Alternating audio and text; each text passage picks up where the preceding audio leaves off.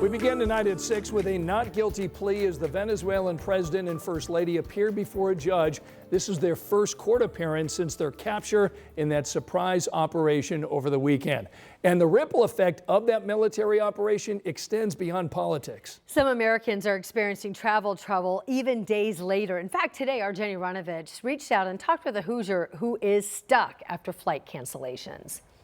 More than 48 hours after the military operation in Venezuela, some Hoosiers are still stranded abroad. You can't go anywhere. You're stuck here.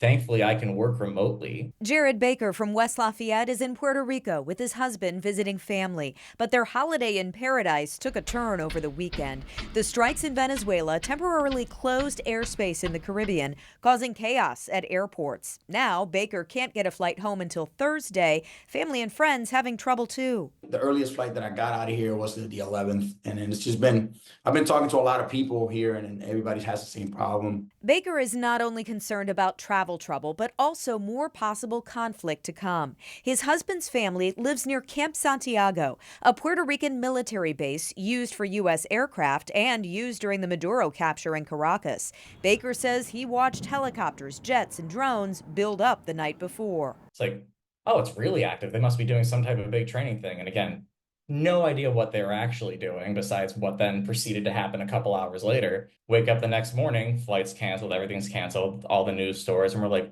oh, the dichotomy of being here, but then also that happening at the same time is just very bizarre. The military operation in Venezuela sparking worries for his family's safety for future travel. But what if something else happens now? What if there's a retaliation? Thing A has happened, what's thing B, right? What's going to happen next? And that's the big question mark. For now, he's focused on getting home. Jenny Runovich, 13 News. There is progress. Cancellations in the Caribbean have gone down since the air restrictions are now lifted. It went down from about 1,100 flights that were canceled on Saturday to just under 200 canceled today. Really warm start to the week. High temperatures this afternoon. We're in the low 50s. That puts us 15 degrees above the average. We are starting to cool. 30s and 40s on the map right now, from 39 in Peru and Crawfordsville to 45 degrees in Indianapolis, although we still have 52 in Bedford right now. It is going to be relatively mild, and these temperatures up 10 to 15 degrees from this time yesterday. We're up 12 in Indianapolis, up 14 in Shelbyville, and up 14 degrees in Bedford. If you do have evening plans, there will be increasing cloud cover, temperatures in the low to mid 40s for most of us early this evening. Eventual low temperatures will drop into the upper 30s, but then we're really going to warm from there. Ahead of a developing weather system, you can see just a little bit of rain across the southern sections of Minnesota. For us, the cloud deck will thicken overnight and early tomorrow. Might be enough for a few pockets of drizzle or a stray shower early tomorrow. This time tomorrow, skies will clear again, and it's going to be mild again. High temperatures tomorrow afternoon in the mid 50s. Thanks, Angela. Tonight, there are conversations of potentially new ownership out on the east side at a troubled apartment complex. All of this comes after 4 people were shot, including a juvenile, at the Hawthorne Apartments over the weekend. Our Matthew Fultz talked today with city leaders about how they're working to prevent another tragedy, and this is a conversation you'll see only on 13. There's growing frustration over this latest shooting here at the Hawthorne Apartments near 32nd and Emerson. Metro Police say it happened early Saturday morning near the back of the complex. Officers found 4 people shot. 17-year-old Christian Gonzalez and 20-year-old Brian Romero died at the scene. We do not want this type of crime in our neighborhood, and nor will we tolerate it. City County Councilors Ron Gibson and Keith Graves tell me they met with the Indianapolis Housing Authority this afternoon. They say there is a potential new owner who is looking to buy the property and improve it. Promises for additional patrol. We've got promises to make sure that some of those important maintenance that create a safe and healthy environment are going to be met. Those are some of the things that were important to us, and they're also, it was enlightening and encouraging to know that it's also important to IHA.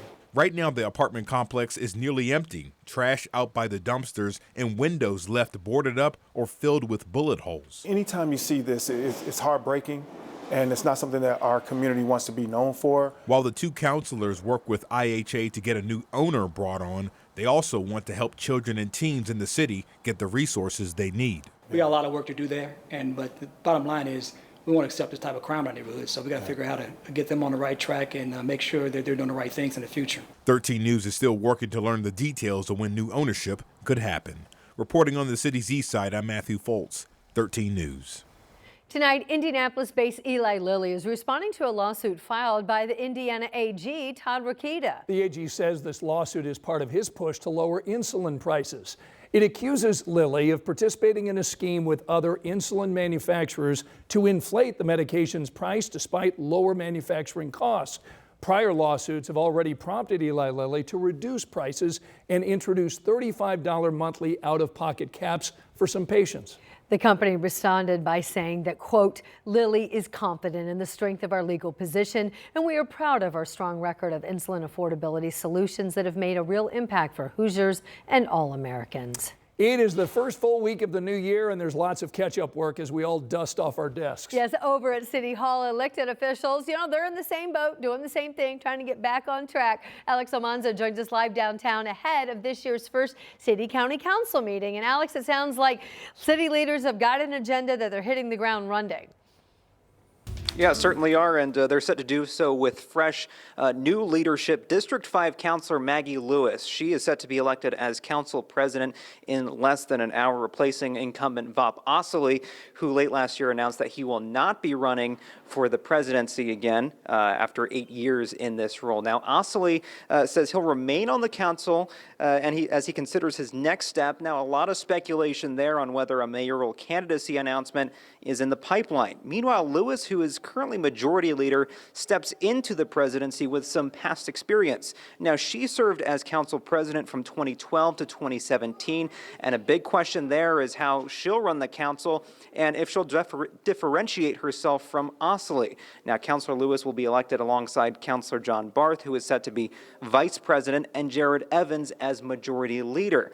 Now, the council's Democratic caucus said its leadership plans to launch a monthly newsletter along with council committee meetings throughout the community. Now, Anne-Marie Scott, other than those elections, it's set up to be a pretty standard council meeting. We'll have updates for you from that meeting starting at 11. All right, we'll see you tonight at 11. Alex Almanza down at the CCB. Thanks so much.